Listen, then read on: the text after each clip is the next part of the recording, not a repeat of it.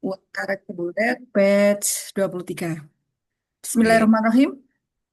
Assalamualaikum warahmatullahi wabarakatuh. Wassalamualaikum Waalaikumsalam warahmatullahi wabarakatuh. warahmatullahi wabarakatuh. Alhamdulillahirabbil alamin wassalatu wassalamu ala asrofil anbiya'i wal mursalin wa ala alihi washabbihi ajmain amma ba'd.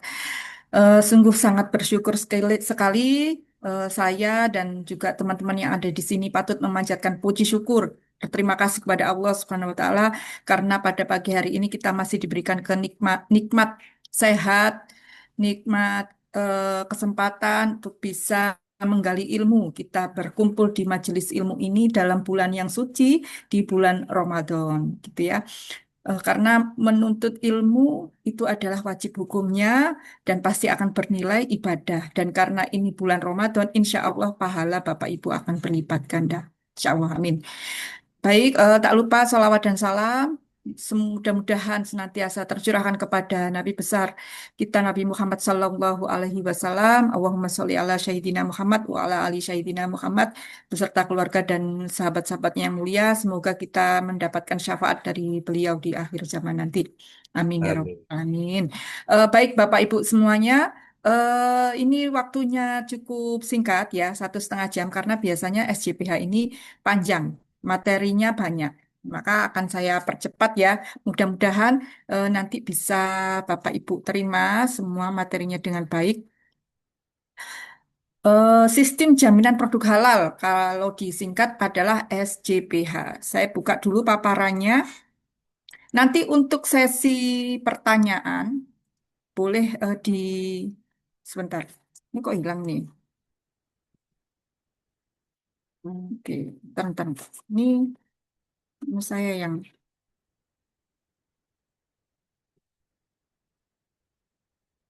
dulu. Oke.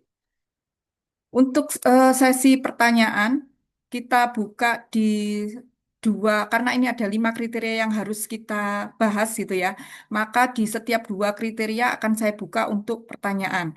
Kalau ingin mengajukan pertanyaan, mohon di sela-sela materi, mohon bisa dituliskan di kolom chat ya. Nanti kita bahas di tiap 2 kriteria. Jadi ini adalah paparan kita hari ini. Apakah sudah terlihat Bapak Ibu?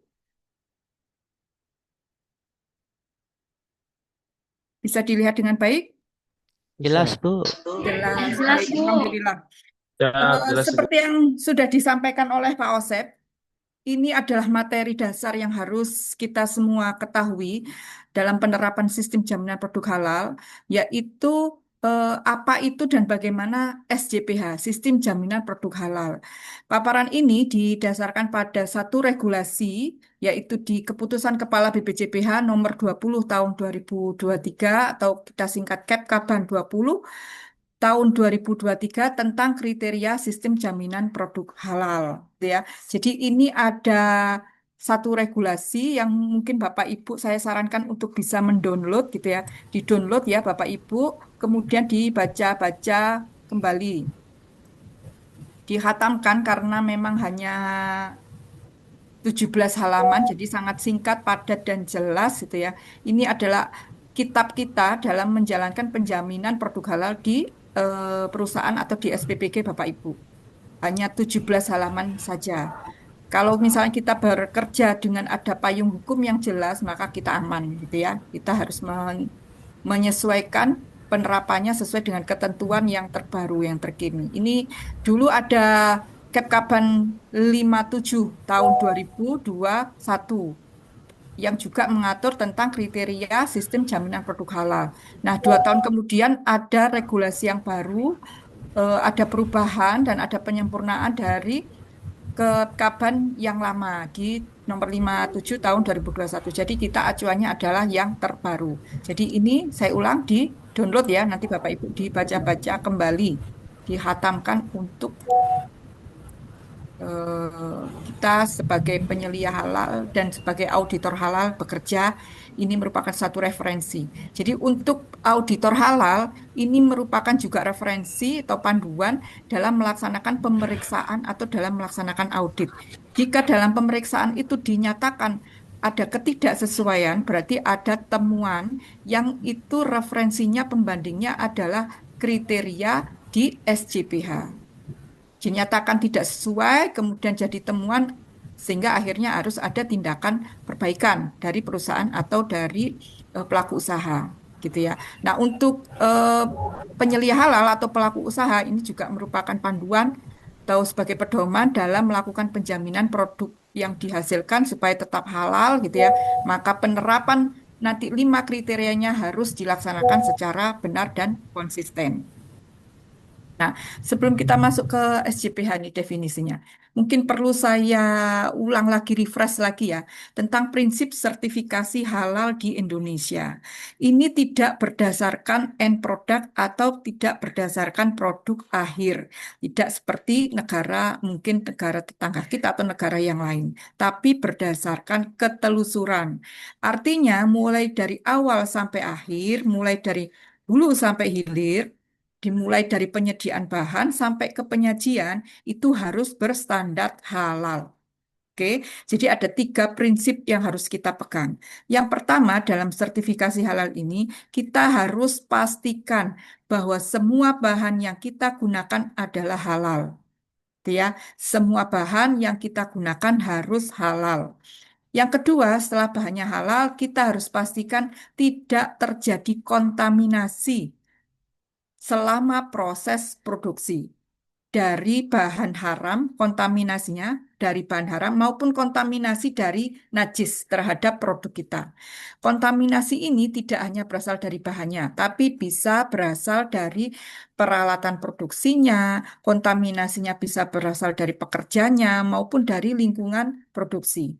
Jadi kita harus lakukan pengawasan, harus kita jaga supaya dalam proses produksi tidak terjadi kontaminasi dari bahan haram ataupun dari najis.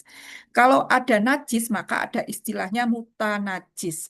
Mutanajis ini adalah bahan halal suci tapi terkena najis, terkontaminasi najis sehingga menjadi mutanajis. Nah, mutanajis inilah yang harus kita hindari, gitu ya. Nah, setelah itu apa?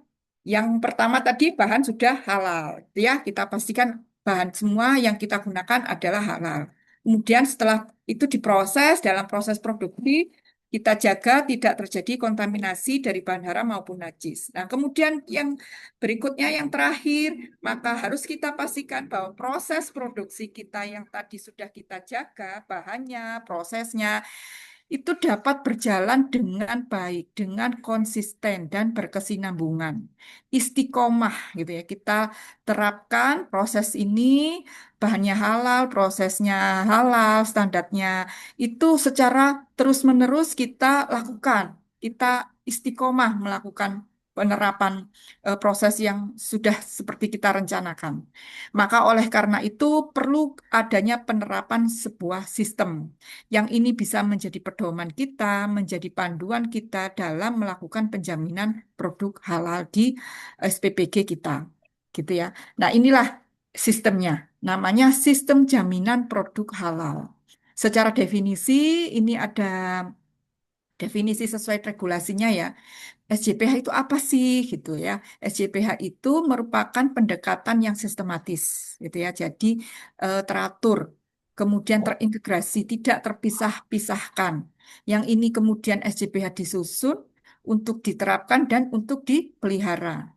Dengan cara apa? Dengan cara mengidentifikasi bahan, kemudian mengidentifikasi kontaminasi terhadap bahan pada proses produksinya, pada produknya, pada sumber dayanya, dan pada prosedur. Dan ini tujuannya adalah untuk memastikan dan menjaga kesinambungan proses produk halalnya sudah dilakukan sesuai dengan persyaratan yang telah ditetapkan oleh BPJPH. Jadi yang tadi Bu Yulia ya, Lydia itu berasal dari BPJPH. BPJPH itu adalah sebuah badan lembaga pemerintah yang memang berkewenangan melakukan penyelenggaraan jaminan produk halal gitu ya. Nah, dulu masih di bawah Kementerian Agama, sekarang sudah bertanggung jawab langsung kepada Presiden. Jadi di bawah Presiden. Nah, sistem jaminan produk halal ini, Bapak Ibu, tentunya maksud dan tujuannya pasti ya sebagai persyaratan dalam proses sertifikasi. Itu yang pertama yang awalnya seperti itu.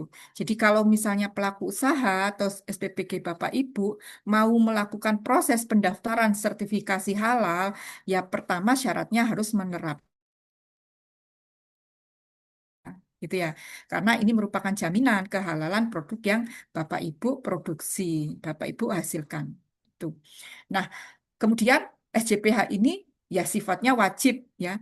Karena sudah diterbitkan sertifikat halal ya tetap harus diterapkan secara konsisten, secara istiqomah gitu ya, terus diterapkan karena ini sudah ada kewajibannya gitu berdasarkan perundang-undangan, berdasarkan ketentuan yang berlaku harus diterapkan oleh pelaku usaha secara konsisten untuk menjaga konsistensi produksi selama masa berlakunya sertifikat halal. Nah, kalau boleh tahu nih, masa berlaku sertifikat halal berapa lama Bapak Ibu? Ada yang bisa menjawab? Sepengetahuan Bapak Ibu tadi belum disampaikan oleh Bu Selamanya, selama. Selamanya itu. selamanya, asal tidak Asal ada tidak ada. posisi pengolahan yang berubah. Oke, ini dari Ibu siapa nih?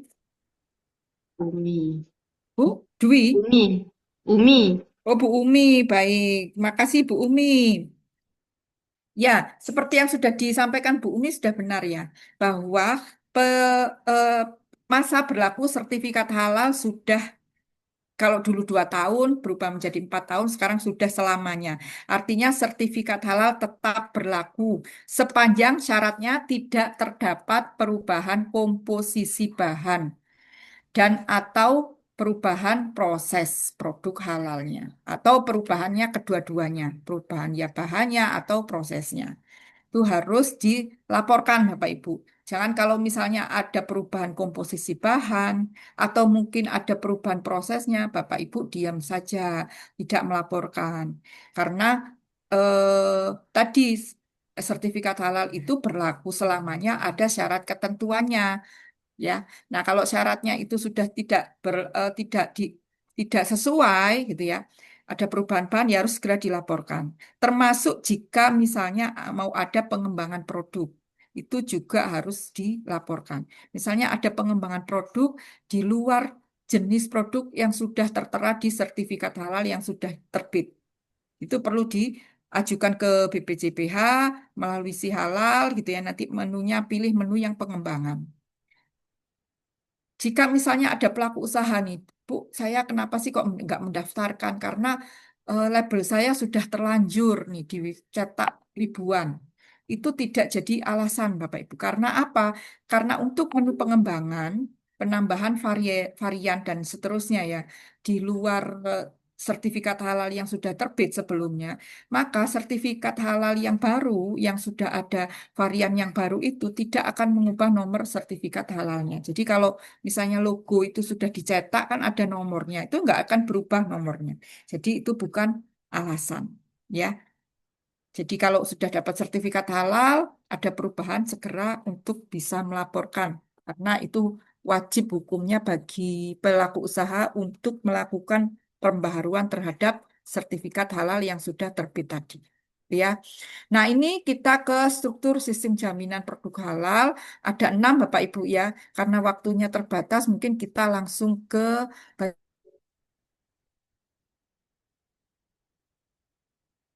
jadi ada pendahuluan, ruang lingkup, istilah definisi, yang keempat bagian azas, dan yang kelima yang juga terdiri dari 5 kriteria. Gitu ya. Bagian 5 ada 5 yaitu apa komitmen dan tanggung jawab, bahan, proses produk halal, produk dan bagian kriteria terakhir, kriteria yang kelima pemantauan dan evaluasi.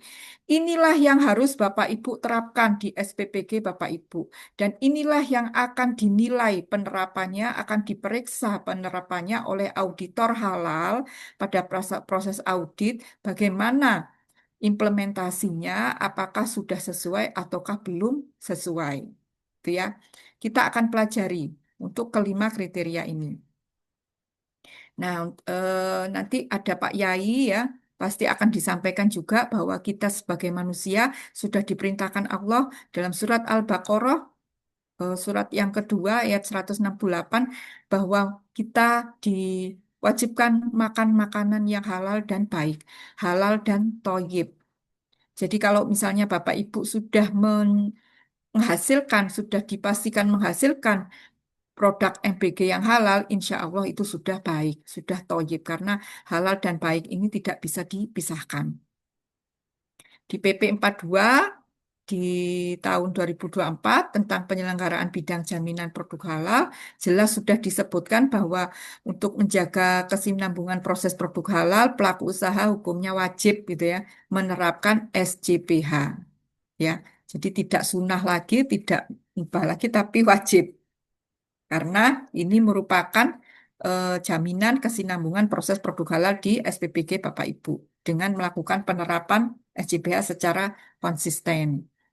Nah, ini ruang lingkupnya ada 4 ya. Jadi SJPH ini mengatur persyaratan setiap tahapan proses produk halal, mulai dari penyediaan bahan sampai ke penyajian, kemudian juga mengatur 5 kriteria, bagaimana penerapan 5 kriteria di SJPH pada setiap prosedur, gitu ya, diatur. Kemudian SJPH ini juga berlaku untuk semua kategori produk yang wajib bersertifikat halal, baik barang maupun jasa. Dan jika misalnya Bapak Ibu mempunyai produk di luar kategori produk yang wajib bersertifikat halal, maka ya tidak dikenakan kewajiban sertifikasi halal. Nah, untuk kategori produk yang wajib bersertifikat halal, ini ada aturannya, Bapak Ibu, ada daftarnya, yaitu diatur di KMA atau Keputusan Menteri Agama nomor 748 dan KMA nomor 944 tahun 2024 ya. Nah, ini kemudian diterapkan juga SJPH untuk semua kategori pelaku usaha ya, baik itu skala usahanya mikro, usahanya kecil, usaha menengah ataupun besar. Selama kategori produknya masuk dalam produk yang wajib bersertifikat halal. Meskipun mikro kecil, kalau produknya ini wajib bersertifikat halal sesuai KMA 748 dan KMA 944, ya terkena kewajiban sertifikasi halal. Kalau di luar itu, meskipun menengah besar, karena nggak wajib masuk produk bersertifikat halal ya, tidak perlu disertifikasi halal. Contoh, teman saya menengah besar, tapi kok nggak diwajibkan bersertifikat halal, ternyata produknya ban mobil ya, itu kan nggak dimasuk kategori produk wajib bersertifikat halal. Atau telur segar, nah telur segar itu tidak wajib, tidak masuk dalam produk yang wajib bersertifikat halal. Tuh. Maka meskipun menengah besar ya tidak perlu ya mengajukan sertifikasi halal. Nah ini ya tadi sudah sering disampaikan ya. Menurut Undang-Undang 33 2014, semua produk yang masuk beredar dan dipasarkan di Indonesia wajib bersertifikat halal. Produk ini ada 2 kategori, berupa barang dan berupa jasa. Kalau berupa barang itu ada wujudnya, ini kategorinya adalah makanan, minuman, obat, dan kosmetik, itu wajib bersertifikat halal. Kemudian ada kategori produk kimiawi, biologi, dan rekayasa genetika. Banyak sudah di sekitar kita produk hasil proses kimiawi, biologi, proses rekayasa genetika. Tapi ternyata yang terkena kewajiban sertifikat halal tidak semuanya. Ketentuannya adalah yang hanya terkait dengan makanan, minuman, obat, atau kosmetik saja. Contoh, kalau produk kimiawi misalnya proses pembuatan air minum dalam kemasan AMDK itu kan menggunakan resin penukar ion, menggunakan arang aktif. Nah, arang aktif produk kimiawi karena untuk minuman maka terkena kewajiban sertifikat halal. Atau misalnya penjernih, pemucat, pemutih ya untuk makanan atau untuk kosmetik, fragrance, pewangi untuk kosmetik. Nah, ini terkena kewajiban sertifikat halal. Kalau produk biologi, misalnya MSG itu produk biologi. Nah, terkait makanan ya. Kalau terkait obat, mungkin vaksin. Kalau terkait makan lagi, misalnya produk biologi ragi, ragi tape, ragi tempe, ragi roti. Nah, itu karena hubungannya dengan makanan wajib bersertifikat halal. Dan kemudian ada namanya barang gunaan. Barang gunaan ini apa? Yaitu barang yang kita pakai, kita gunakan, dan kita manfaatkan. gitu ya. Banyak kan ya yang kita pakai, kita manfaatkan, kita gunakan gitu ya di sekitar kita dan yang kita gunakan saat ini. Tapi ternyata tidak semuanya terkena kewajiban sertifikat halal. Ketentuannya adalah yang hanya bagi barang berasal dari hewan atau mengandung unsur hewan. Nah, kira-kira contohnya apa Bapak Ibu? Barang gunaan yang mengandung unsur hewan. Jaket. Jaket, jaket kulit ya Ibu. Iya. Ya, terus apa lagi kira-kira? Kuas, Bu, kuas. Kuas ya, baik kuas kue ya, bisa jadi atau kuas bakaran. Bisa jadi ada bulu ya. Ini bulu apa ini? Dipertanyakan ya harus diidentifikasi. Ada lagi? Sikat gigi. Sikat gigi ya, bisa jadi ya sikat gigi. Ada lagi Bapak Ibu mungkin sofa ya, helm, aksesoris, ikat pinggang gitu ya. Itu karena terindikasi ada unsur hewan, maka terkena kewajiban sertifikat halal. Demikian juga sebaliknya. Kalau misalnya ada barang gunaan yang kita gunakan atau kita pakai, kita manfaatkan, itu ternyata tidak ada unsur hewannya, maka tidak terkena kewajiban sertifikat halal. Contoh, panci dari besi, wajan dari aluminium, murni dari aluminium, atau sendok yang murni dari stainless steel. Karena tidak ada unsur hewan, ya tidak perlu bersertifikat halal, tidak terkena kewajiban sertifikat halal. Itu ya. Jadi tidak semuanya, Bapak Ibu. Kemudian kategori barang yang tadi. Ada lagi yang kedua, kategori jasa. Jadi berupa layanan. Jasa ini ada ketentuannya, yaitu mulai dari jasa penyembelihan, pengolahan, jasa penjualan, penyimpanan, sampai penyajian, jasa penyajian. Nah, ini terkait hanya makanan, minuman, obat atau kosmetik saja jasanya gitu ya, tidak semuanya. Contoh misalnya jasa pendistribusian, logistik ya, untuk mendistribusikan barang. Kalau memang jasa logistiknya itu hanya mengangkut misalnya elektronik gitu ya, tidak terkena kewajiban sertifikat halal karena tidak ada hubungannya dengan makanan, minuman, obat atau kosmetik. Tapi kalau jasa distribusi ini kemudian mengangkut jamu misalnya ya, atau mengangkut lotion, sabun, shampoo karena ini kategori kosmetik, wajib bersertifikat halal. Terkena kewajiban sertifikat halal untuk jasa distribusinya. Itu ya. Jadi nggak semuanya Bapak Ibu dihantam rata, tapi ada ketentuannya.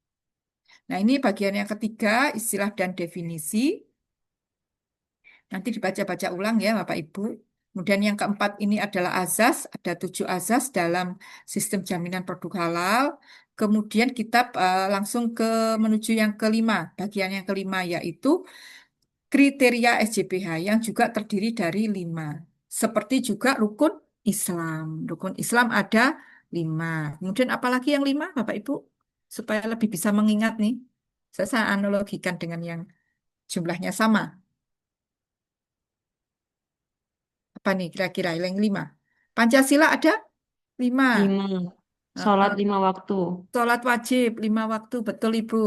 Balonku ada 5. 5 ya. Jadi 5 ini harus diingat betul ya. Oh berarti kalau saya mau mengajukan sertifikasi halal ketika proses audit, 5 kriteria inilah yang akan dinilai oleh auditor.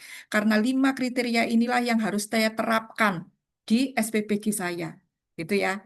Seperti balonku ada 5. Seperti rukun Islam yang juga jumlahnya 5. Apa 5 itu? Yang pertama komitmen dan tanggung jawab.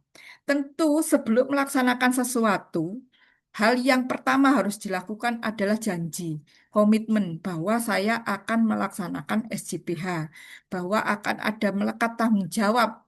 Ini adalah tanggung jawab pelaku usaha ya, untuk bagaimana supaya SJPH ini dapat diterapkan dengan baik. Maka yang pertama harus diimplementasikan adalah kriteria 1 komitmen dan tanggung jawab. Kemudian dilanjutkan dengan ada kriteria yang kedua, bahan. Untuk menghasilkan sesuatu tentu kita harus mendatangkan bahan. Ya, bahannya bagaimana, seperti apa itu diatur di kriteria yang kedua, bahan. Setelah ada bahan, maka akan diapakan Bapak Ibu diproses ya. Nah, maka ada kriteria yang ketiga, yaitu proses produk halal. Apa yang boleh dan apa yang tidak boleh itu diatur di kriteria yang ketiga, proses produk halal. Kemudian yang keempat, setelah diproses bahan.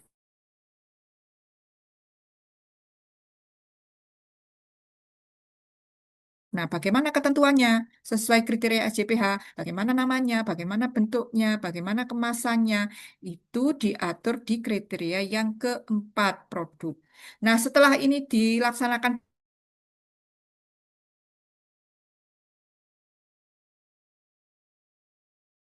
penyempurnaan, maka kriteria yang terakhir ditutup dengan adanya kriteria pemantauan dan evaluasi yang harus juga kita implementasikan, gitu ya, untuk kriteria yang kelima, pemantauan dan evaluasi. Jadi ini satu rangkaian yang harus kita perhatikan dalam penerapan SJPH.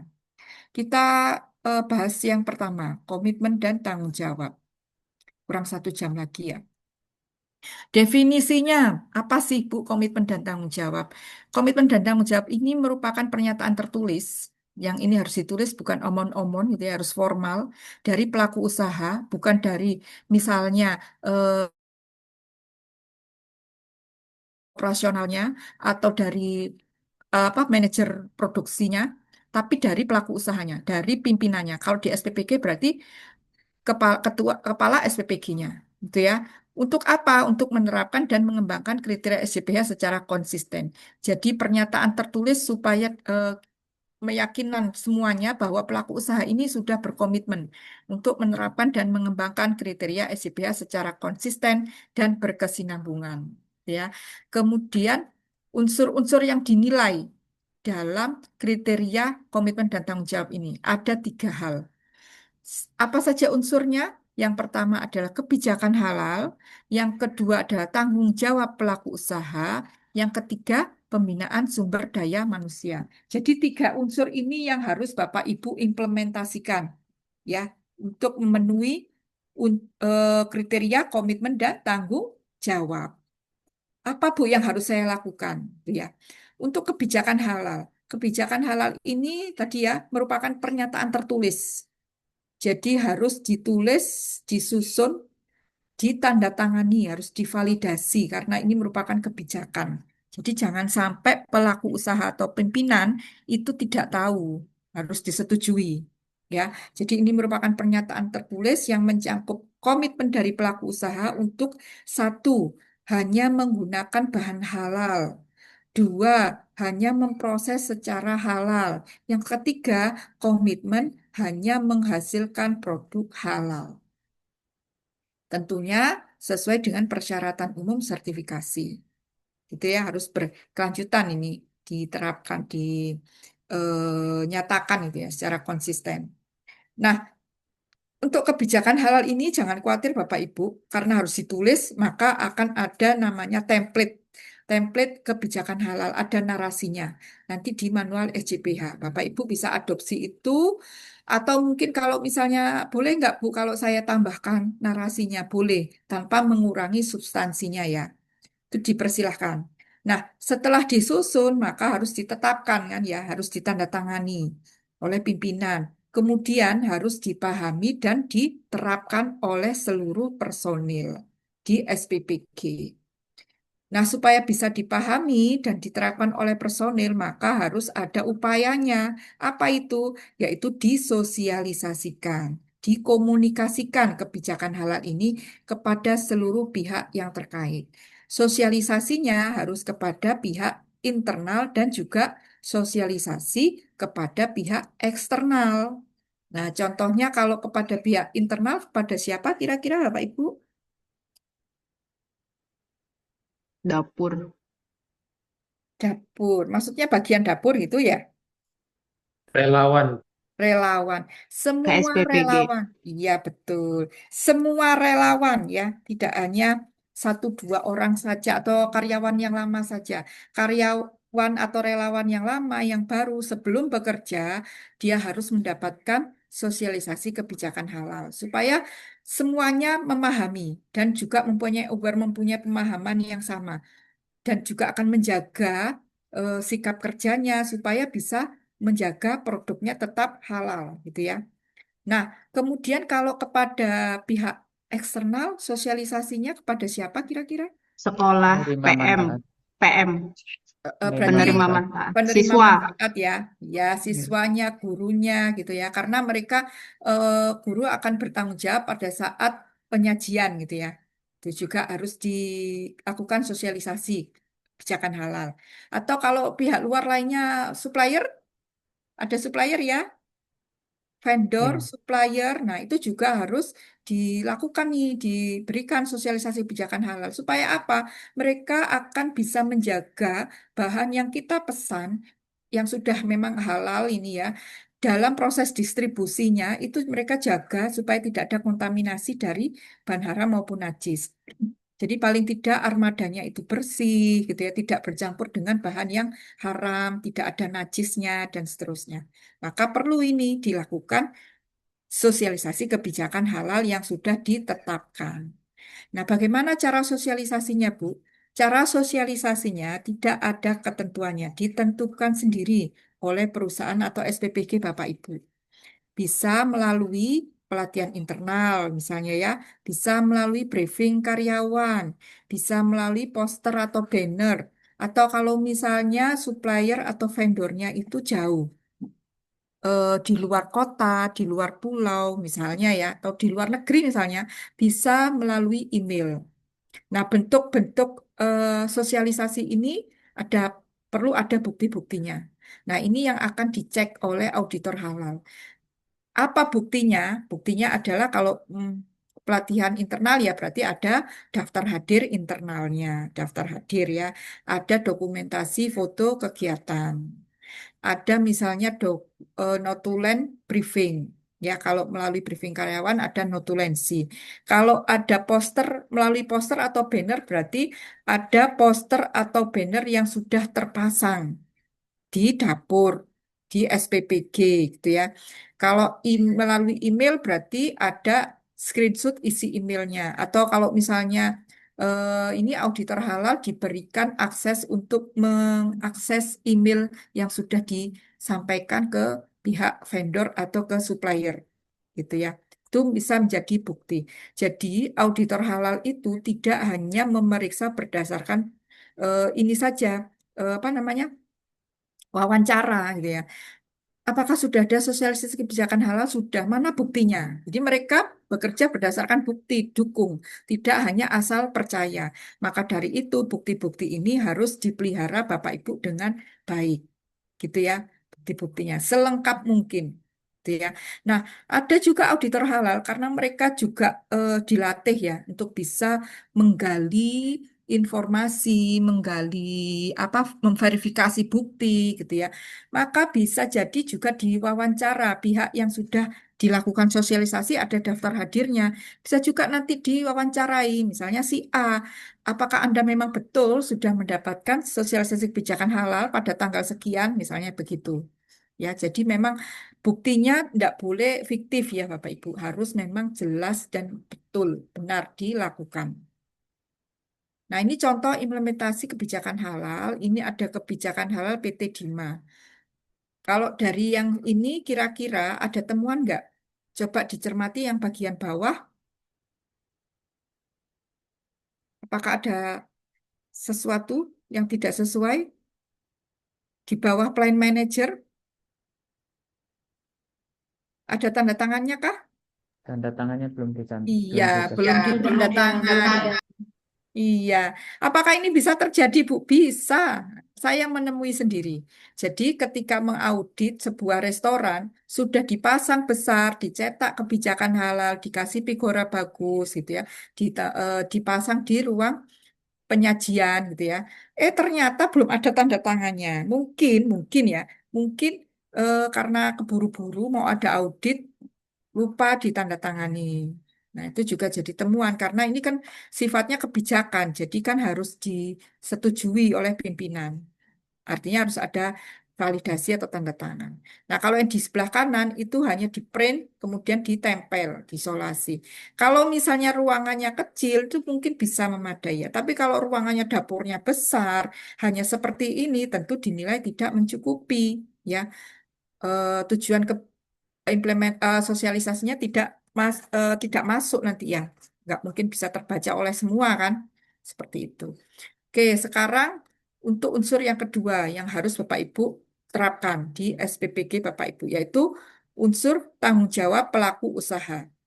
Apa tanggung jawab pelaku usaha? Yang pertama, pelaku usaha menjamin tersedianya sumber daya yang memadai, baik itu SDM-nya dan juga baik itu sarana prasarananya untuk fungsi atau untuk upaya penyusunan, penerapan, dan perbaikan yang berkelanjutan dari SJPH.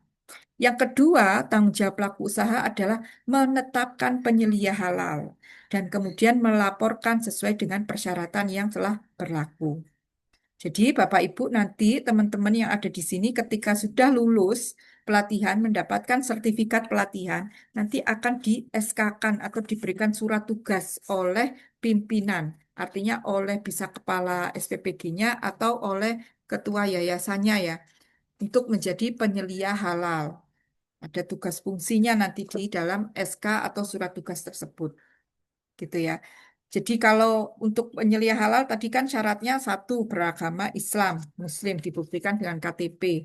Nomor dua syarat berikutnya memiliki wawasan yang luas dan memahami syariat tentang kehalalan. Ini dibuktikan dengan adanya sertifikat lulus pelatihan penyelia halal. Nah, kalau belum dapat sertifikat pelatihan penyelia halal ya tidak memenuhi syarat sebagai penyelia halal. Gitu ya.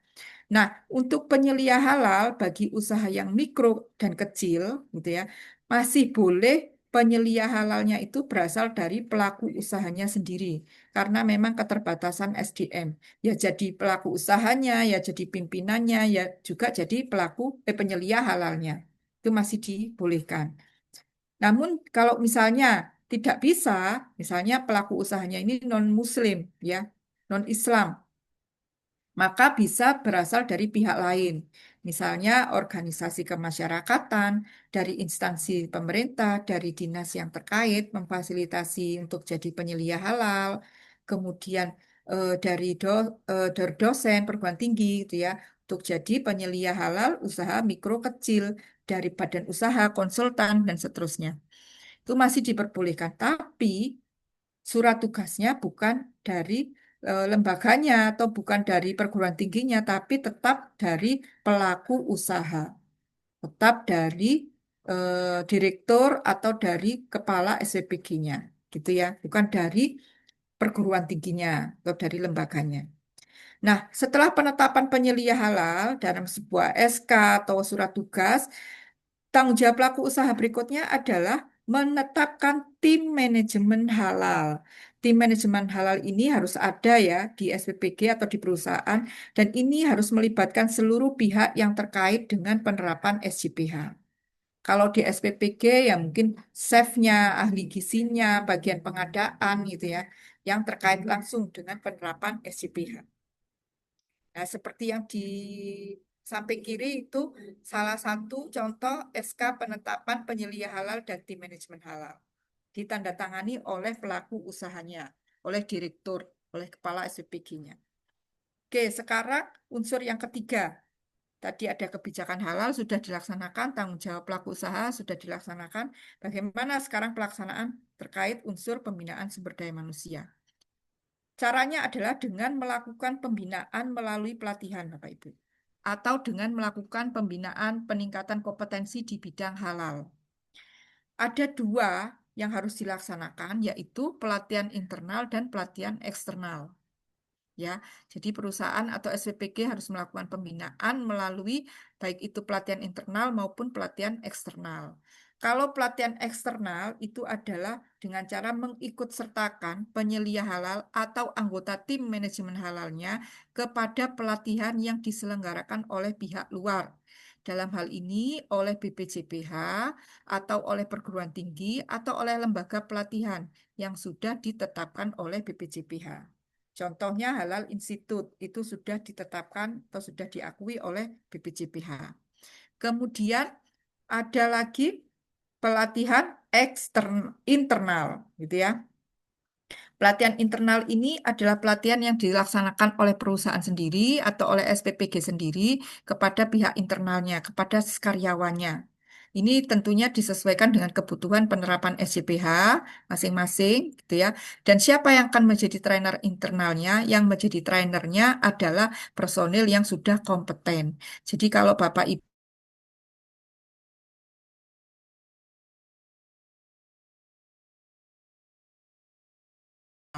dalam pelatihan halal internal. Bu, saya nggak pede, Bu. Bolehkah misalnya saya dibantu oleh narasumber dari luar? Boleh, dipersilahkan. Yang jelas untuk pelatihan internal ini, pelatihan yang diselenggarakan oleh SPPG sendiri, gitu ya. Nah, dalam pelatihan internal ini jangan lupa peserta yang ikut pelatihan harus tetap dievaluasi ya. Harus ada tesnya, ada post tesnya. Jangan sampai lupa ini Bapak Ibu. Karena apa? Ini merupakan parameter keberhasilan pelatihan yang telah dilaksanakan. Artinya setelah mengikuti ada pemahaman yang meningkat dari peserta. Kan gitu. Iya, banyak yang ngantuk ya. Pak Aryadi, puasa-puasa ngantuk. Bismillah, semangat Pak. Ini kalau saya lagi nggak puasa, biasanya ayo minum kopi dulu gitu ya, pamer minuman. Ini sekarang nggak bisa nih ya. Subhanallah, Masya Allah kita Mau ngopi segan, Bu. ya kuat ya, Pak Aryadi. Lagi nggak puasa mau ngopi segan. Iya, janganlah, ya, harus tetap puasa ya. Ya. Baik, apa dari mana tadi? Nah, ini tentang evaluasi pelatihan ya. Evaluasi pelatihan. Jadi ada alumni peserta pelatihan yang terdahulu itu WA saya. Bu, saya sudah didatangi auditor halal dari LPH, dari Lembaga Pemeriksa Halal. Saya diaudit banyak temuan, Bu. Oh iya. Nah, eh, adakah yang susah gitu. Dari beberapa temuan saya sudah ada perbaikan. Ada satu Bu yang saya bingung. Apa di foto? Ternyata apa tulisan dari auditornya? Belum ada evaluasi pelatihan internal. Nah, lupa nih, beliaunya lupa dari slide ini, gitu ya. Belum dikasih post test peserta pelatihannya. Jadi untuk itu Bapak Ibu jangan lupa setelah melakukan pelatihan internal, simpan bukti-bukti sudah ada pelatihan. Kalau pelatihan eksternal ya nanti kan Bapak Ibu buktinya sudah dapat sertifikat pelatihan, itu disimpan. Kalau pelatihan internal apa? Bisa daftar hadir pelatihan, prosedur pelatihan internal, materi pelatihan, gitu ya, lembar postesnya, atau laporan kelulusan dokumentasi foto dan seterusnya. Itu disimpan sebagai bukti bahwa kita sudah melaksanakan pelatihan internal halal, gitu ya. Nanti akan diperiksa oleh auditor, gitu. Nah, sekarang kita ke kriteria bahan. Itu yang kedua ya bahan. Nah, ini fokus di sini Bapak Ibu. Yang masih agak ngantuk-ngantuk bisa mungkin cuci muka gitu ya, biar seger. Atau mungkin bertanya ya nanti ya, silakan kita tanya jawab biar tidak lupa. Saya coba lihat chatnya. Masih izin ke kamar kecil. Silakan Bu Sumarni ya tadi ya sudah selesai mungkin. Ya, kita ke kriteria yang kedua bahan. Bahan nih, bahan apa sih Bu? Bahan adalah unsur yang digunakan untuk membuat atau menghasilkan produk. Nah, jadi kalau ini semua unsur artinya jangan hanya terpaku pada bahan baku saja, tapi juga cakupan bahan itu ada 6, termasuk bahan bakunya, bahan tambahannya, bahan penolongnya. Kemudian ada namanya bahan kemasan. Nah, futre ini termasuk bahan kemasan. Kemudian ada pelumas, grease kalau menggunakan ya, atau kalau ada sanitizer ya berarti sanitizer itu juga bahan dan harus berstandar halal gitu ya. Kemudian ada bahan penolong pencucian, itu juga cakupan bahan. Cleaning agent, artinya apa? Sabun yang kita gunakan untuk mencuci peralatan yang berkontak langsung dengan produk atau bahan. Itu juga pilih yang sudah berstandar halal, sabun pencucinya. Atau kalau misalnya ini, bagian yang keenam, kalau perusahaan atau SPPG melakukan validasi hasil pencucian fasilitas, artinya ada metode swab untuk mengecek nih, fasilitas atau peralatan yang sudah dicuci, masihkah ada eh, mikrobanya, E. coli-nya, salmonellanya itu kan pakai metode swab. Nah, media yang digunakan dalam metode swab inilah yang kemudian dimasukkan juga sebagai bahan, ya. Seperti itu. Nah, untuk cakupan bahan, ini ada bahan baku, tambahan, dan penolong. Siapa yang bisa mengkategorikan? Ini adalah pelaku usaha sendiri, Bapak Ibu sendiri. Kalau bahan baku, ya pasti persentasenya lebih besar, yang paling besar. Yang paling banyak itu masuk kategori bahan baku. Yang masuk bahan tambahan, itu biasanya persentasenya lebih sedikit. Kalau masuk bahan penolong, ini biasanya hanya sebagai pelengkap saja, hanya membantu dalam proses produksi supaya dihasilkan produk yang lebih baik. Jadi yang tahu kategori bahan baku tambahan bahan penolong ini Bapak Ibu sendiri. Untuk entry gizi halal tidak ada pengkategorian bahan baku tambahan penolong, hanya langsung bahan saja gitu ya sekarang. Nah, kemudian terkait asal bahan itu bisa dari nabati, artinya bahan nabati ini dari tumbuhan. Kalau dari tumbuhan itu Bapak Ibu titik kritisnya adalah apakah ada proses pengolahannya, kemudian apakah ada bahan tambahannya pada bahan nabati ini. Kemudian ada bahan hewani berasal dari hewan. Titik kritisnya satu, apa jenis hewannya, gitu ya. Dagingnya ini daging apa? Nah, kalau misalnya dagingnya ini daging hewan halal, gitu ya, maka yang kedua titik kritis yang harus diperhatikan, apakah disembelih sesuai syariat Islam? Harus membaca asma Allah sebelum menyembelih, harus terpotong sempurna tiga salurannya, saluran nafas, saluran makan, saluran darah itu harus terpotong. Ada ayam yang hanya ditusuk, nah itu tidak halal tuh, karena tidak terpotong tiga saluran tadi. Ayam halal, tapi kalau penyembelihannya tidak sesuai syariat Islam ya menjadi bangkai, tidak halal, gitu ya. Kemudian asal bahan bisa dari mikroba. Ini kalau mikroba pada dasarnya halal, yang harus kita perhatikan adalah media pertumbuhan dari mikroba tersebut. Sekarang kita ke kategori bahan. Fokus di sini ya, Bapak Ibu. Kategori bahan itu ada dua. Yang pertama adalah bahan yang wajib bersertifikat halal. Saya ulang, bahan yang wajib bersertifikat halal. Jadi kalau Bapak Ibu menggunakan bahan yang masuk kategori satu ini, wajib bersertifikat halal, harus memilih merek bahan yang ada sudah sertifikat halalnya. Gitu ya. Nah, untuk bahan yang wajib bersertifikat halal ini ada daftarnya, yaitu tadi di KMA, Keputusan Menteri Agama nomor 748 tahun 2021 dan KMA 944 tahun 2024. Itu daftar bahan yang wajib bersertifikat halal. Nah, kategori yang kedua, kebalikannya, bahan yang dikecualikan dari sertifikat halal. Jadi ini pengecualian. Istilahnya adalah kita sebut sebagai positive list. Saya ulang, bahan yang dikecualikan dari bersertifikat halal atau istilahnya adalah positive list. Ya, kalau menggunakan bahan ini nggak perlu repot-repot cari bahan yang sudah ada sertifikat halalnya. Ini bahan positive list ini ada di dalam Keputusan Menteri Agama atau KMA nomor 1360. Ya, bisa dicatat 1360 tahun 2021. Kalau sudah ada bahan di positive list, daftar positive list, nah Bapak Ibu aman nih, nggak perlu cari-cari yang sudah ada merek bahan yang sudah ada sertifikat halalnya. Gitu ya. Nah, ini harus di-download nih Bapak Ibu ya untuk KMA ini. Coba saya spill dulu. Contoh yang paling mudah sebenarnya untuk apakah ini positive list atau tidak, Bapak Ibu bisa cermati dari bahannya. Bawang putih segar itu masuk positive list karena tidak ada proses pengolahan, tidak ada bahan tambahannya, gitu ya, rempah-rempah, kunyit, jahe, dan seterusnya. Tapi kalau misalnya bawang putih ini kemudian dibuat tepung, ada namanya tepung bawang putih ya, bubuk. Nah, itu sudah tidak positifis lagi karena sudah ada proses pengolahan dan kemungkinan ada bahan tambahan pangan lainnya yang ditambahkan. Nah, maka tidak jadi positif list lagi, tidak jadi produk atau bahan yang dikecualikan dari sertifikat halal. Contoh lagi misalnya merica bubuk.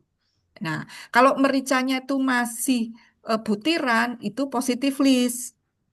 Ya, tapi kalau sudah merica bubuk, nah ini sudah bukan positif lagi, tapi masuk kategori produk yang wajib bersertifikat halal karena sudah ada proses pengolahannya, sudah ada bahan yang ditambahkan, sudah ada kemasannya, gitu ya, kemasan dari merica bubuk tadi, gitu. Nah, ini saya perlihatkan ya. Ini ada KMA 748 tentang produk yang wajib bersertifikat halal. Ini banyak nih, nggak perlu dihafal karena ini adalah PDF, jadi tinggal di searching saja. Ctrl F atau searching, ini kita bisa lihat apakah bahan saya wajib bersertifikat halal atau tidak. Nah, ini kalau menggunakan krim atau menggunakan susu kental manis. Nah, ini karena sudah ada di KMA 748 ya wajib bersertifikat halal. Tahun ini ada lagi KMA, saya besarkan dulu, KMA 944.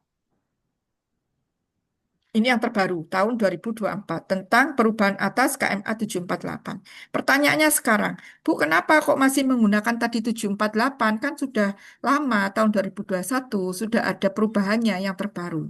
Gitu ya. Di tahun 2024 sudah terbit KMA 944, yang juga mengatur hal yang sama.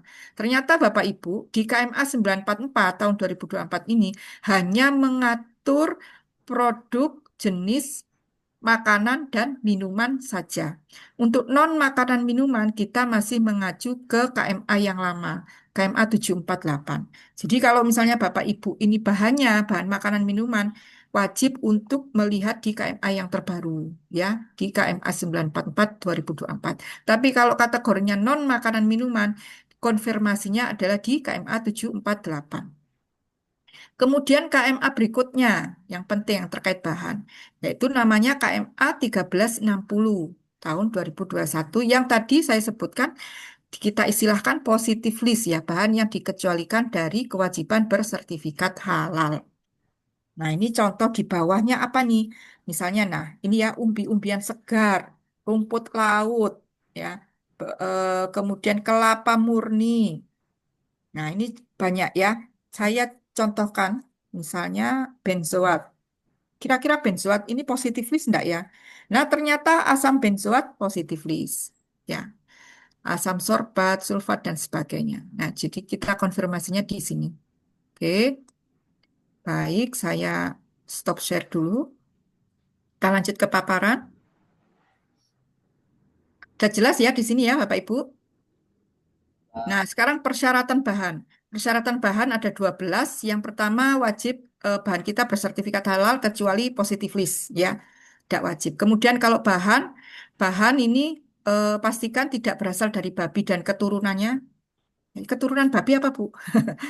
Maksudnya turunannya itu produk-produk turunannya ya. Jadi kalau babi itu tidak hanya bisa dimanfaatkan dagingnya saja, tapi semua seluruh bagian tubuh dari babi itu ternyata bisa dimanfaatkan dan informasinya itu ternyata lebih baik dan lebih murah. Nah, ini tantangan kita ya. Bisa jadi gelatin babi, asam lemak babi, tadi kuas ya. Kuas kue, kuas bakaran bisa jadi dari bulu babi kan. Nah, kalau menggunakan kuas, nah ini saya spill aja ya. Kalau menggunakan kuas, Bapak Ibu pilih yang dari sintetis, jadi bukan dari unsur bulu atau rambut, gitu ya. Caranya gimana? Kalau memang belum ada kuas yang bersertifikat halal, dibakar. Kalau baunya rambut, bau bulu, maka itu ada unsur hewannya, jangan dipakai. Gunakan yang sintetis yang dari nilon, itu aman. Kuas lukis itu itu dari sintetis. Kemudian bahan yang tidak boleh digunakan darah bangkai. Nah, ini nggak boleh ya. Darah kalau dulu saya ada di daerah saya ada namanya dide. Dide itu dari darah dikukus kemudian dicampur ke makanan. Bangkai juga tidak bisa. Bangkai itu hewan yang matinya bukan karena proses penyembelihan. Misalnya ayam, ayamnya dipotong kemudian dicelupkan ke air panas. Belum mati sudah dicelupkan ke air panas. Nah, ini berarti matinya bukan karena penyembelihan, tapi karena pencelupan di air panas. Nah, itu juga jadi bangkai. Makanya kalau beli daging yang dari RPH atau RPU atau TPA yang sudah bersertifikat halal itu sudah aman. bagian dari tubuh manusia itu juga tidak bisa digunakan sebagai bahan. Jadi kalau tubuh manusia kita ya itu suci, tapi ternyata haram hukumnya jika digunakan sebagai bahan makanan, minuman, obat atau kosmetik.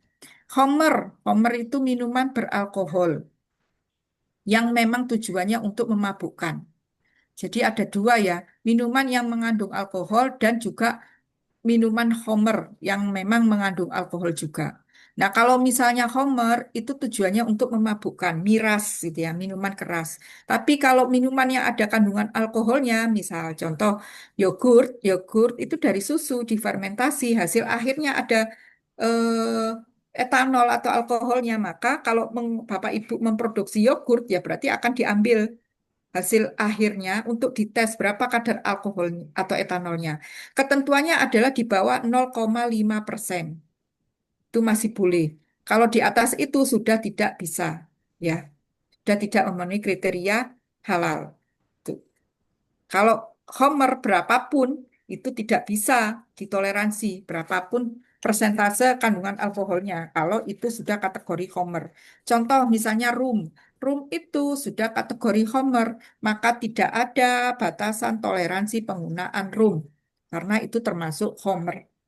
Itu ya, bahan yang tidak lazim digunakan. Nah, hewan yang bertaring, berkuku tajam itu haram hukumnya. Tidak boleh menggunakan bahan yang kemudian ini diproduksi dari peralatan yang tidak halal dedicated.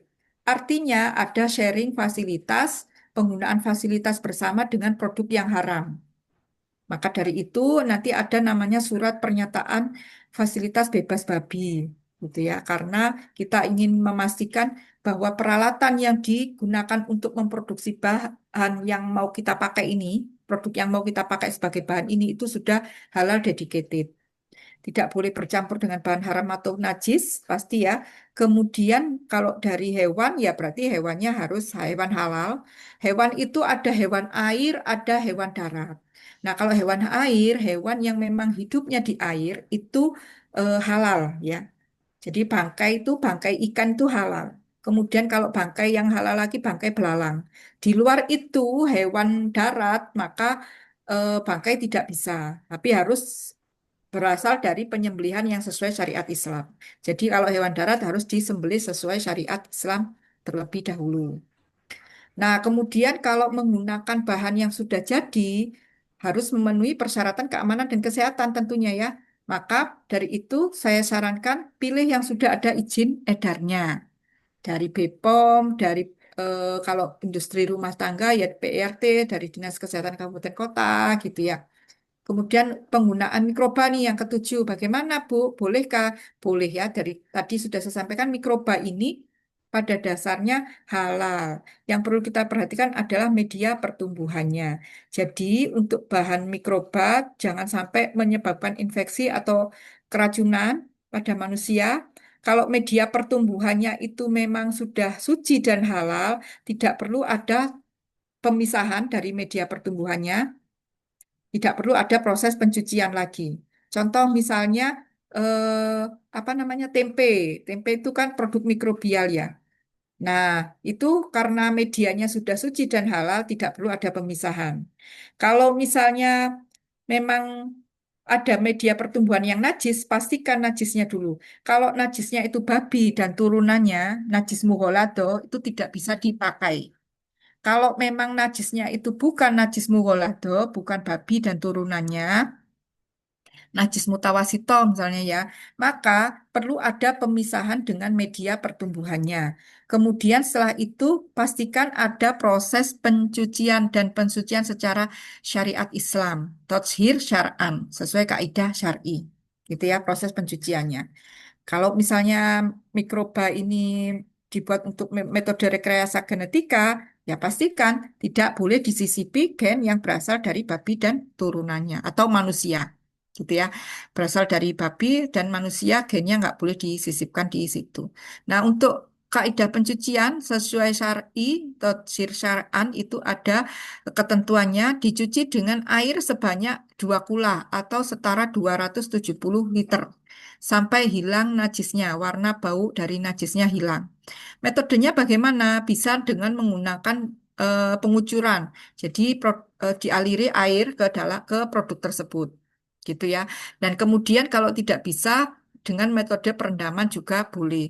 Namun kalau menggunakan metode perendaman, pastikan volume airnya harus 270 liter atau 2 kulah tadi minimal.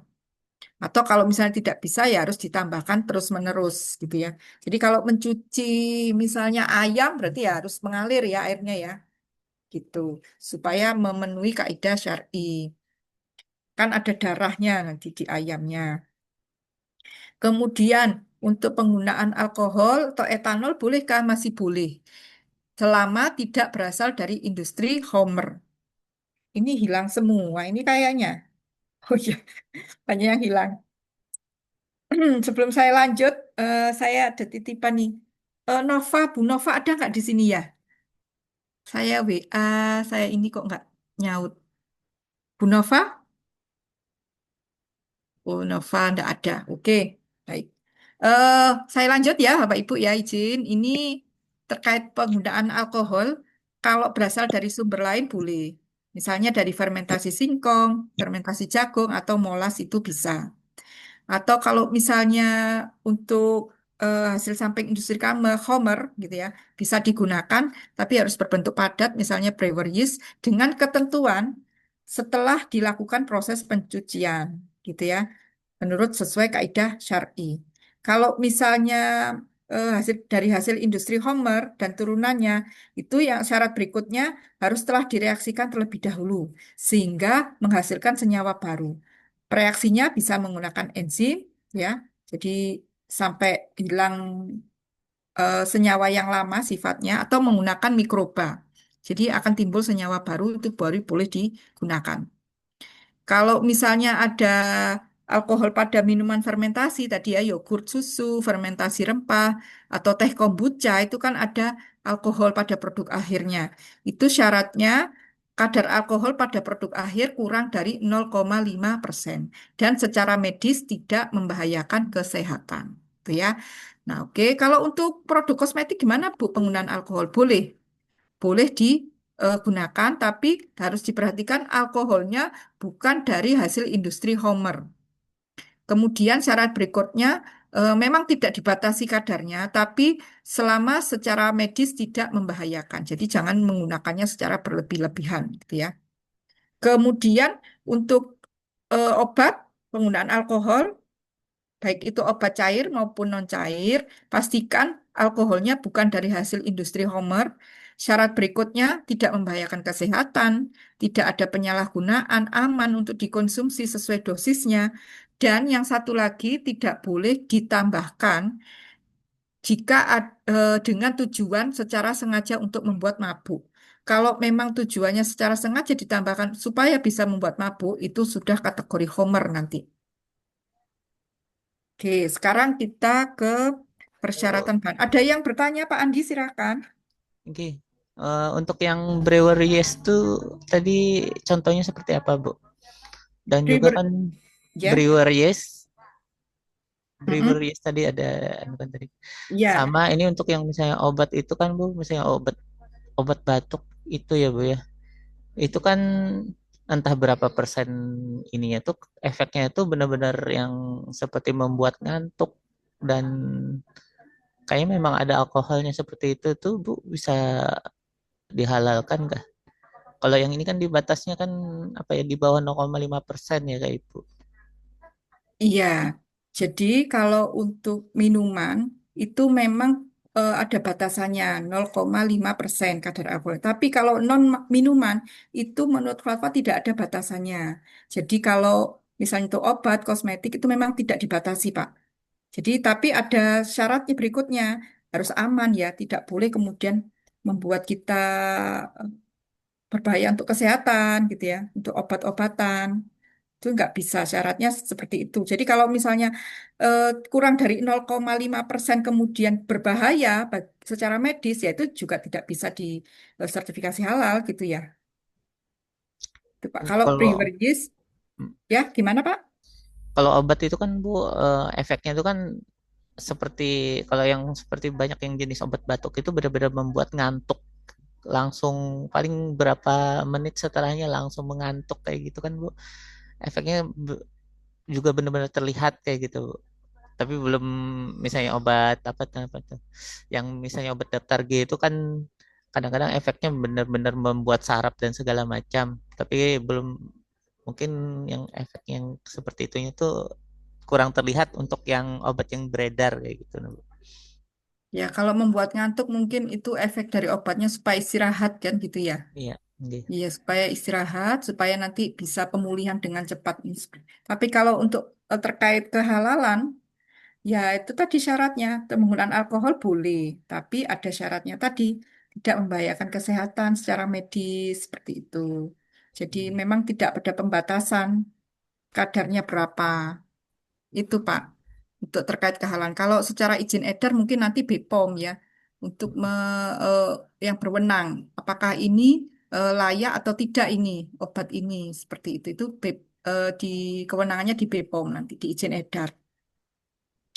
Nah, kalau brewer yeast tadi kalau brewer yeast ya itu ragi dari proses apa homer ya, itu kan ada raginya yang mau dimanfaatkan lagi. Nah, itu boleh digunakan tapi syaratnya harus ada proses pencucian dan pensucian sesuai tadi kaidah taksir syar'an sampai najis.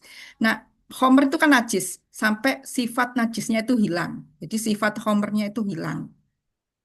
Gitu Pak, untuk yang brewer yeast harus dicucikan, disucikan, dan kemudian bisa direaksikan terlebih lanjut supaya sifat asli dari homernya itu sudah hilang, najisnya hilang secara organoleptik, bau, rasa, warnanya sudah hilang. Itu ya Pak. Kalau cairan itu gimana mencucinya Bu bisa kalau Cairan, misalnya kalau cairan ini yang kan benar-benar contohnya. Ini brewer kalau yeast bentuk kan padat, oke oke oh iya iya ya padat oh iya kalau gitu. bentuk cair nggak bisa ya Bro ya Ya kalau brewer dibersihkan yeast itu kan padat, apa bentuknya. yang ragi-ragi putih kayak gitu ya. Iya, betul.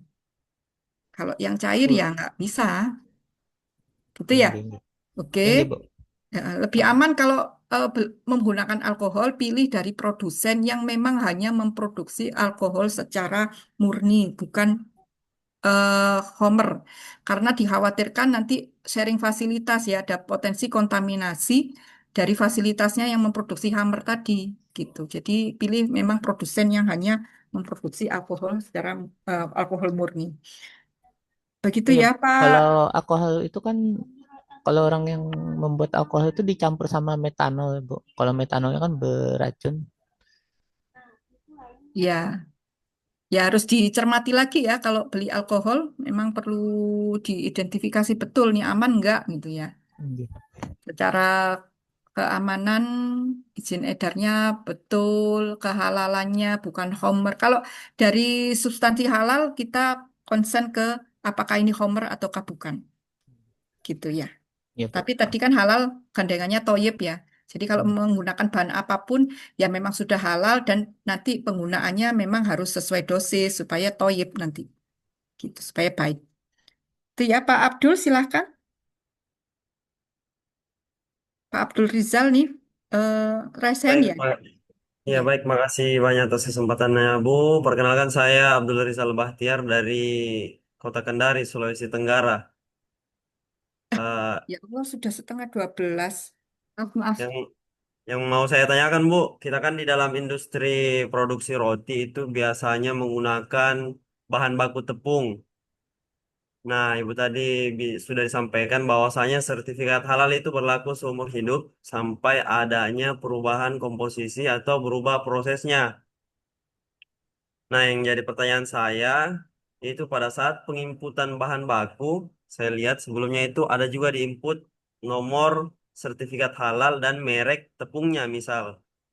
Nah, bagaimana jika misal minggu ini ketersediaan di pasaran itu tepung yang biasa kami pakai itu tepung segitiga biru. Kemudian ketika minggu depannya itu stok segitiga biru ini tidak ada di pasaran, adanya terigu gunung. Tapi dua-duanya, dua-dua merek ini sudah bersertifikat halal. Itu Oke. bagaimana? Baik, sudah diterima Pak Abdul. Maaf ini waktunya ternyata kurang 15 menit lagi. Ya, jadi Pak Abdul, sebenarnya mau saya terangkan ini ya. Untuk bahan, Bapak Ibu kan akan mengumpulkan bahan. Semua bahan nanti dikumpulkan, kemudian dimasukkan ke dalam daftar bahan halal, gitu ya. Dalam daftar bahan yang digunakan oleh SPPG Bapak Ibu. Itu ketentuannya tadi kan kalau misalnya tepung kan harus bersertifikat halal. Nah, jangan masukkan satu merek tepung saja, masukkan beberapa merek tepung, Pak. Jadi masukkan bahan-bahan yang yang memang kita bisa mensubstitusi. Masukkan beberapa merek minyak goreng. Ini untuk mengantisipasi jika bahan tersebut misalnya langka di pasaran, harganya naik secara signifikan, tidak diproduksi lagi. Karena apa? Karena ketentuannya jika misalnya Bapak Ibu sudah mendapatkan sertifikat halal, kemudian mau mengganti bahan, itu nanti ada prosesnya. Jadi ada pelaporan, ada pengajuan penggunaan bahan baru. Nah, ini kan perlu waktu. Nah, padahal kita produksi harus segera gitu ya. Nah, oleh karena itu, masukkan merek-merek alternatif ya. Seperti itu Pak Abdul ya. Oh ya baik Bu, makasih Oke, banyak jelas. baik. Oke, saya lanjut Bapak Ibu. Tadi kan saya sampaikan ada bahan yang wajib bersertifikat halal dan bahan yang positif list. Nah, jika memang bahan ini bukan termasuk positif list dan ternyata kita cek di KMA yang wajib bersertifikat halal tidak ada, gitu ya, di 748 nggak ada, di 944 nggak ada, tapi bahan ini bukan positif list, bukan di 1360, maka ada namanya dokumen pendukung bahan lain yang harus kita sertakan. Apa itu? Yaitu COA atau Certificate of Analysis, itu di labkan gitu ya, hasil labnya itu merupakan dokumen pendukung bahan. Kemudian ada namanya MSDS. MSDS itu dari produsen, ini berupa eh, informasi komposisi bahannya. Kemudian ada spesifikasi, ini informasi produknya seperti apa, itu juga dari produsen. Kemudian ada dokumen berupa diagram alur proses produksi atau flowchart, ini juga dari produsen. Ini meliputi tahapan prosesnya, kemudian bahan-bahan tambahan yang diberikan atau yang digunakan. Kemudian juga ada namanya PROKFI Facility Statement, yaitu eh, dokumen pernyataan fasilitas bebas kandungan babi. Ini juga dari produsen. Kemudian ada kuesioner. Ini adalah dokumen pendukung bahan. Contohnya, yang sebelah kiri adalah sertifikat halal, yang tengah itu adalah sertifikat halal dari lembaga halal luar negeri, dan yang ketiga adalah sertifikat of analysis yang dari laboratorium. Gitu ya. Nah, ini ada contoh namanya POKFI Facility Statement. Ini surat pernyataan fasilitas bebas kandungan babi karena tadi harus halal dedicated. Nah, ini yang tadi yang saya sampaikan. Jadi implementasinya untuk bahan Bapak Ibu hanya boleh membeli bahan di daftar bahan halal yang sudah Bapak Ibu susun. Kemudian catatan pembelian bahannya harus disimpan. Karena untuk membuktikan bahwa bahannya itu hanya yang dibeli di daftar bahan halal saja. Ini akan dicek oleh auditor halal, bonnya, notanya, atau kwitansinya yang membuktikan bahwa Bapak Ibu hanya beli di daftar bahan halal saja. Kemudian terkait pemeliharaan dokumen pendukung bahan, Bapak Ibu harus cek ini, apakah nomor registrasi sertifikat halal yang ada di bahan itu sudah benar ataukah memang perlu memang tidak bukan gitu ya. Jadi tidak valid. Itu kita bisa ngeceknya di bpjph.halal.go.id gitu ya. bpjph.halal.go.id nanti dicek di situ ada cek bahan. Nah, kalau dicek di situ nanti kelihatan produsennya siapa, masa berlakunya siapa, tanggal terbitnya kapan untuk sertifikat halalnya, nomor sertifikatnya berapa. Nah, sekarang kita sampai ke kriteria yang ketiga, proses produk halal. Apa yang harus kita pastikan ketika kita mengimplementasikan kriteria yang ketiga ini? Kita harus perhatikan lokasi tempat peralatan, kemudian juga prosedurnya. Kalau untuk lokasi dan tempat, Bapak Ibu harus pisahkan misalnya jika ada proses yang tidak halal di situ. Harus dipisahkan lokasinya, tempatnya, dan peralatannya. Kemudian harus dijaga kebersihan dan higienitasnya, harus bebas dari najis, bebas dari bahan yang tidak halal. Jangan sampai ada misalnya dekat peternakan, kemudian hewan berkeliaran di tempat produksi itu potensi kontaminasi dari najis kotoran hewan, gitu ya. Nah, ketentuan pemisahan alat dan peralatan pada tahapan proses ini dari yang antara halal dan non halal. Pertama, tidak boleh menggunakan alatnya secara bergantian jika ada produk halal dan non halal, gitu ya. Kemudian jika sudah dipisahkan alatnya, maka kan akan dicuci. Nah, proses pembersihan peralatannya pun harus diperhatikan. Tidak boleh campur, harus berbeda.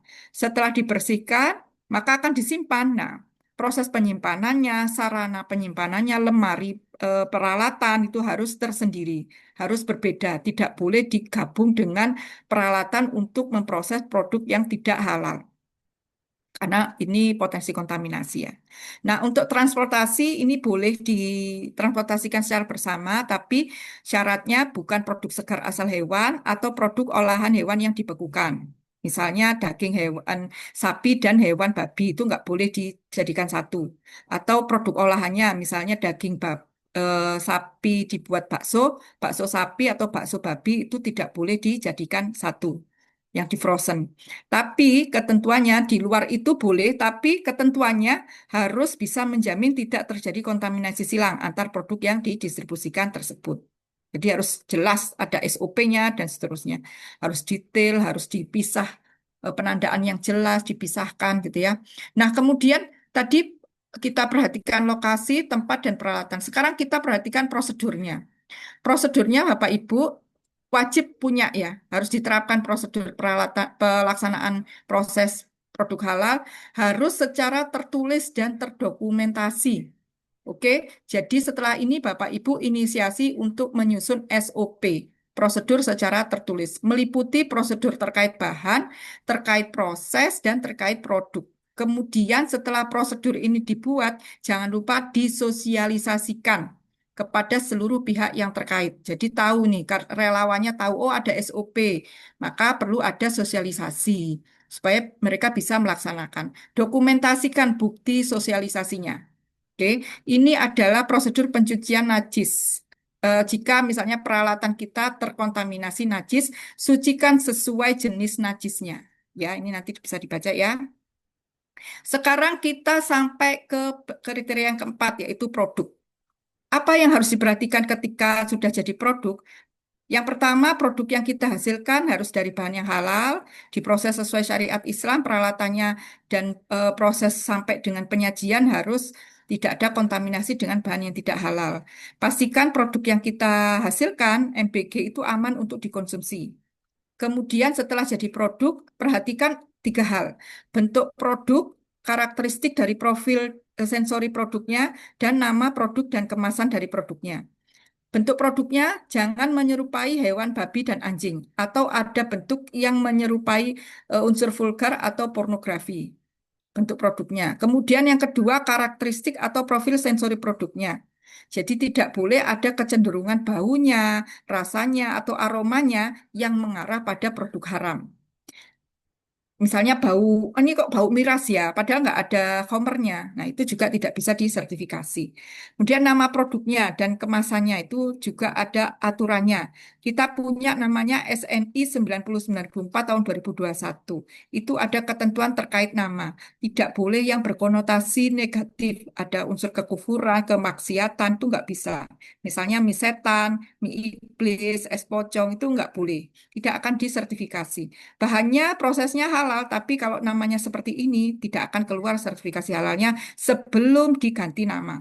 Oke, tidak boleh menggunakan nama yang menggunakan hewan haram, ya, atau benda yang diharamkan. Ada homernya, root beer nggak ada birnya, tapi namanya root beer. Es krim rasa rum nggak ada rumnya, tapi namanya es krim rasa rum. Atau bacon, nah bukan dari babi, tapi eh, namanya bacon babi bakar, gitu ya. Kemudian bentuknya juga pastikan tidak menyerupai babi atau anjing seperti ini tidak bisa disertifikasi. Kemasannya juga demikian. Kemasannya jangan lupa desainnya, nama, logo, gambarnya tidak boleh yang bertentangan dengan etika kepatuhan yang berlaku, tidak boleh bergambar babi atau anjing sebagai fokus utama. Kalau sudah dapat sertifikat halal, cantumkan labelnya, Bapak Ibu. Pencantuman label itu wajib hukumnya, kecuali untuk yang produk-produk yang dikecualikan. Misalnya produknya kemasannya terlalu kecil, kemudian dikemas langsung di hadapan konsumen, dijual dalam bentuk curah, itu adalah pengecualian pencantuman label untuk produk tersebut. Untuk identifikasi dan mampu telusur, nah Bapak Ibu harus menjaga supaya bisa ada menjamin proses ketelusuran dari produk ini. Jadi lakukan pencatatan mulai dari bahannya sampai menjadi produk. Itu harus ada pencatatan yang jelas sehingga kita bisa membuktikan bahwa produk kita itu sudah halal gitu ya. Bisa bisa dijamin kehalalannya.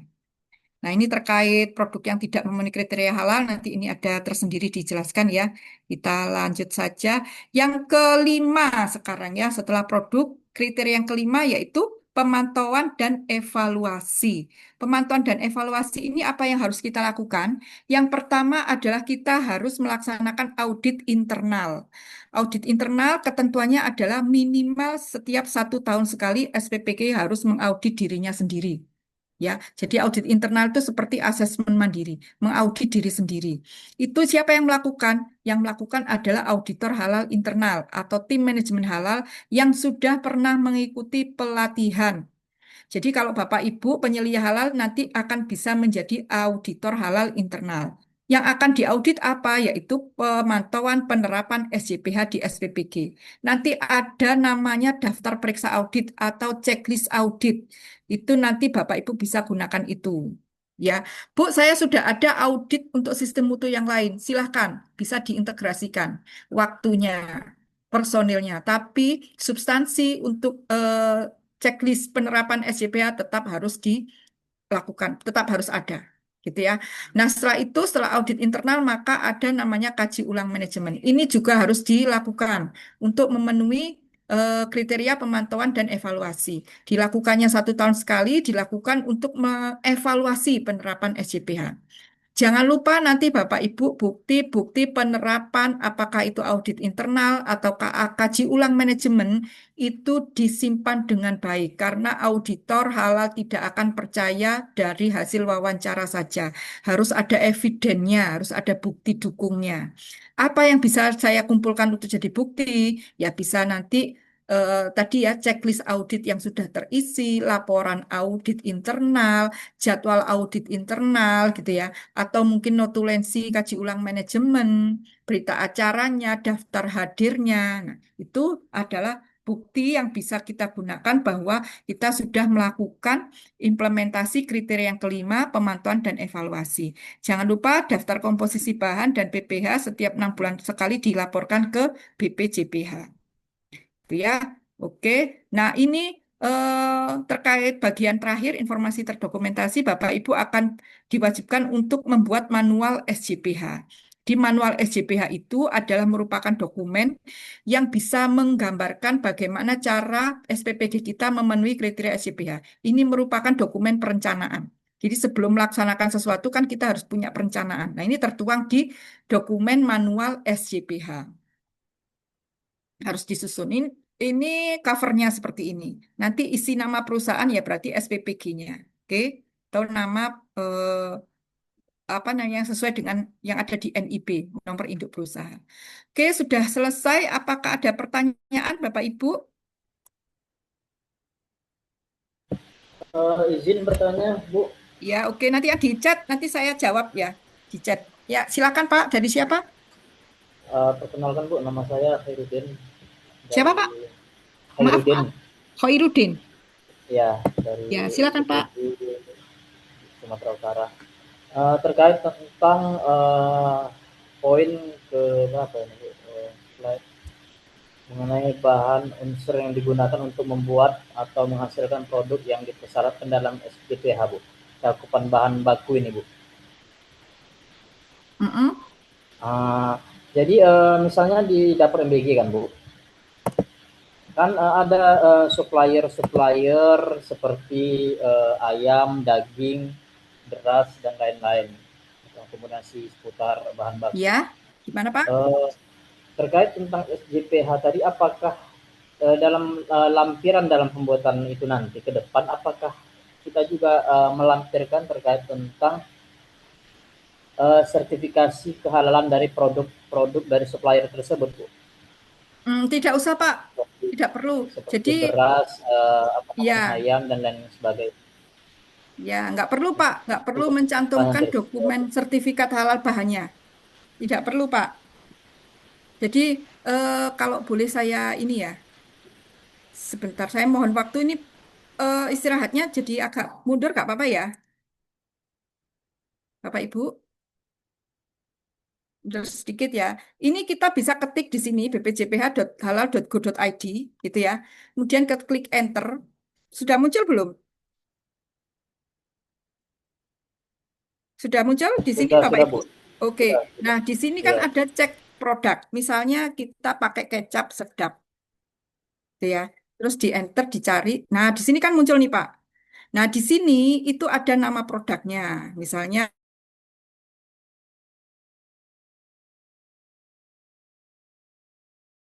Mat dari PT Multipangan Indonesia, nomor sertifikatnya ID sekian-sekian, tanggal terbitnya. Ini bisa di screenshot nih, nggak perlu cari sertifikat halal dokumen aslinya. Karena ini sudah bisa diakses oleh semua. Gitu ya Pak? Oke, oke, oke. Terima kasih ya Bu.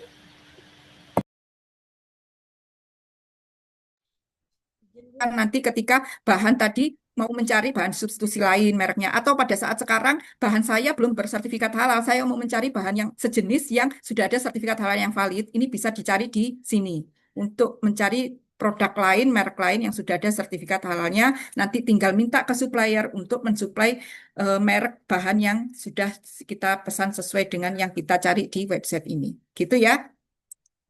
Seperti itu ya, Bapak Ibu. Oke, ada pertanyaan. Ini lebih enggak apa-apa ini, 3 menit. Bu Umi, silakan Ibu. Assalamualaikum warahmatullahi wabarakatuh. Ibu, saya Umi dari Waalaikumsalam. SPPG di Medan, Sumatera Utara. Yang ingin saya tanyakan terkait dari label halal pada menu ompreng gitu ya di food trade. Sedangkan label halal itu kan wajib diberikan gitu kan. Nah, nanti kalau di menu kami seperti apa gitu? Apakah kami harus di dapur ditulis ada halal? Mungkin kan kita biasa lihat di resto di depannya ada halal gitu kan. Sedangkan kita kan taruhnya di ompreng gitu. Nggak mungkin nanti berganti-ganti atau dikasih stiker atau gimana gitu ya Bu. Ya menurut Ibu bagaimana? Nah, terus terkait tadi obat yang ingin saya tanyakan sejauh ini saya sebagai orang awam yang saya ketahui obat itu jarang sekali yang halal gitu ya kecuali mungkin kayak jamu atau apa mungkin kayak produk-produk obat tapi herbal gitu kan mereka sudah bisa mencantumkan halal dan mungkin dijual di apotek bebas gitu bisa kita misalnya obat batuk gitu kan ada yang sudah halal gitu nah tapi bagaimana dengan obat-obat yang kita dapat dari dokter dari rumah sakit yang mereka sendiri sudah ini resepnya memang harus ini. Nah, kita kan tidak bisa minta tolong yang halal ya gitu. Sedangkan kita juga dapatnya mungkin di klip plastik yang tidak ada label halalnya gitu. Dan terus bagaimana kebijakan dari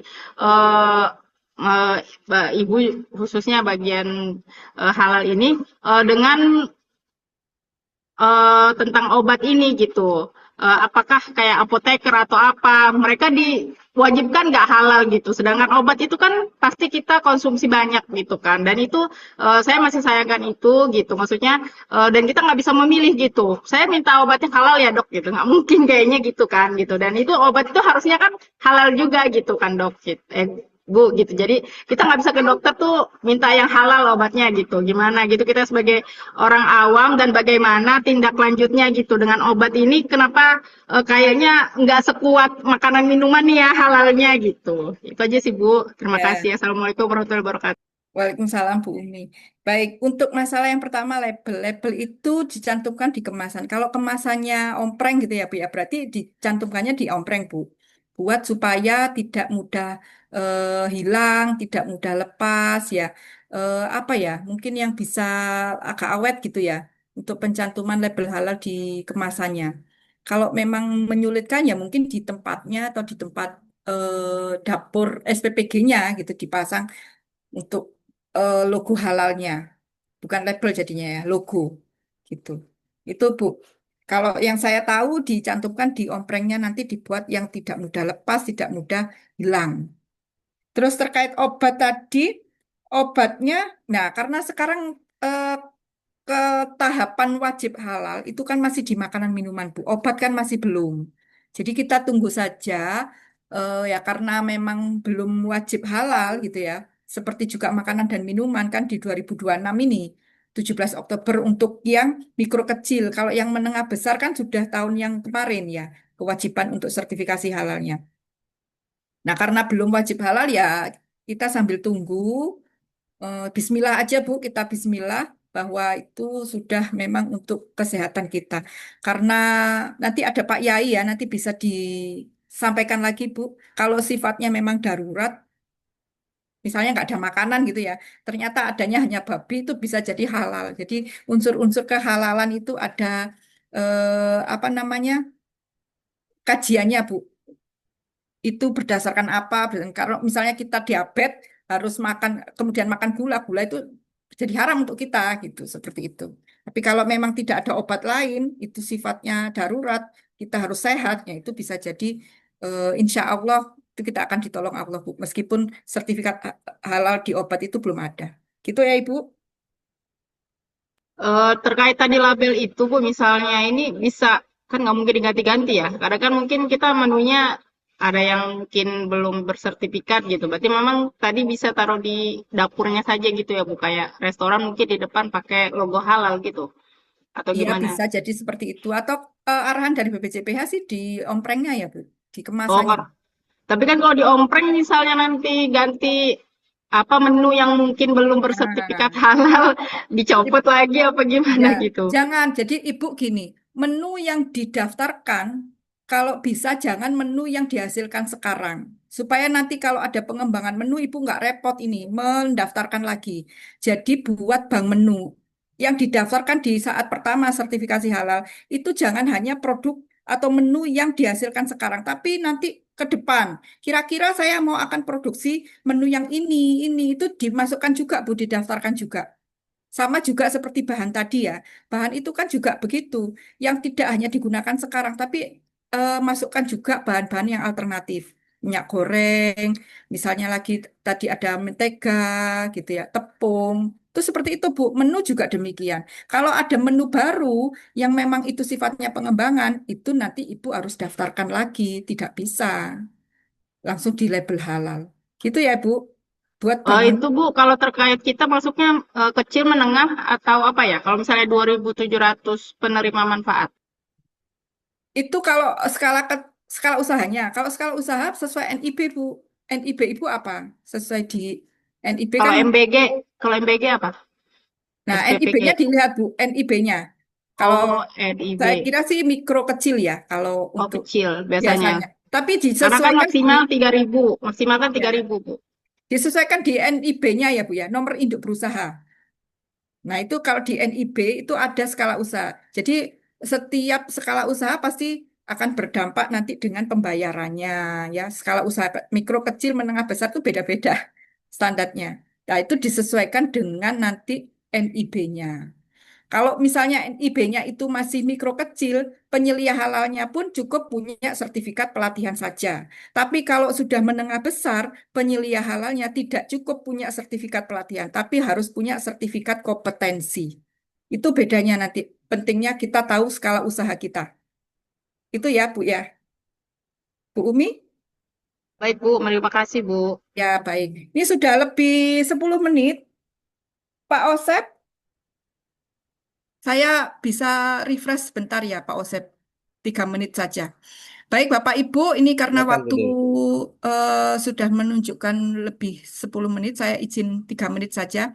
Apa yang saya bahas atau kita bahas bersama tadi adalah kriteria SJPH yang terdiri dari 5 kriteria yang harus kita terapkan di SPPG kita secara konsisten, secara istiqomah, terus-menerus gitu ya. Meskipun sudah mendapatkan sertifikat halal, kita tetap terapkan 5 kriteria ini di SPPG kita. Apa saja 5 kriteria ini? Yang pertama, komitmen dan tanggung jawab terdiri dari kebijakan halal yang sudah disusun, kemudian divalidasi oleh pimpinan, dan setelah itu disosialisasikan kepada pihak internal dan eksternal. Kemudian tanggung jawab manajemen puncak harus ada surat tugas SK penyelia halal dan tim manajemen halal. Kalau untuk unsur yang pembinaan sumber daya manusia, kriteria 1 harus ada pelatihan internal halal dan pelatihan eksternal, seperti yang Bapak Ibu sudah laksanakan hari ini. Nah, itu simpan semua bukti-bukti pelaksanaannya sebagai eviden bukti dukung kita sudah melakukan implementasi kriteria 1, komitmen dan tanggung jawab. Oke, kemudian ada kriteria yang kedua, bahan. Bahan tadi ada 2 kategori, bahan yang wajib bersertifikat halal, masuk kategori wajib bersertifikat halal, harus cari merek bahan yang sudah ada valid sertifikat halalnya. Kemudian kategori bahan yang kedua, namanya positive list, bahan yang dikecualikan bersertifikat halal. Itu kita aman saja kalau menggunakan bahan yang seperti ini. Kemudian yang ketiga, proses produk halal, kriteria PPH, proses produk halal. Perhatikan lokasi, tempat, dan peralatan di SPPG kita.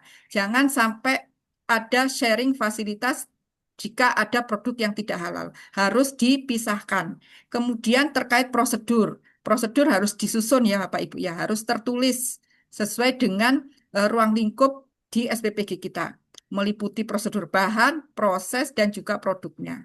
Kemudian kriteria yang berikutnya yaitu kriteria keempat. Apa ini? Namanya kriteria produk. Perhatikan bentuk, kemudian profil sensori, karakteristik bau, rasa, aroma, kemudian juga nama dari produk kita. Kemudian kemasan dan juga label kemasannya harus sesuai dengan ketentuan. Setelah itu barulah kriteria yang kelima, namanya pemantauan dan evaluasi. Ini dibuktikan dengan adanya audit internal dan kaji ulang manajemen. Ini tujuannya supaya kita bisa menyempurnakan, memantau penerapan SJPH di SPPG kita. Audit internal itu ketentuannya ada berapa kali minimal dilakukan Minimal sekali dalam satu tahun. Ya, siapa yang melaksanakan audit internal? Penyelia. Penyelia halal Nanti internal. iya, betul. Nanti akan ada checklist audit internal ya. Jangan lupa simpan bukti-buktinya. Ada laporan audit internal, daftar hadir, dokumentasi foto kegiatan, kaji ulang manajemen berarti ada notulensinya, ada berita acaranya, dan seterusnya. Oke, baik. Sudah selesai jadinya Bapak Ibu. Maaf ini jadi lebih waktu ya mengambil waktu istirahatnya. Demikian yang bisa saya sampaikan Bapak Ibu, mudah-mudahan bermanfaat.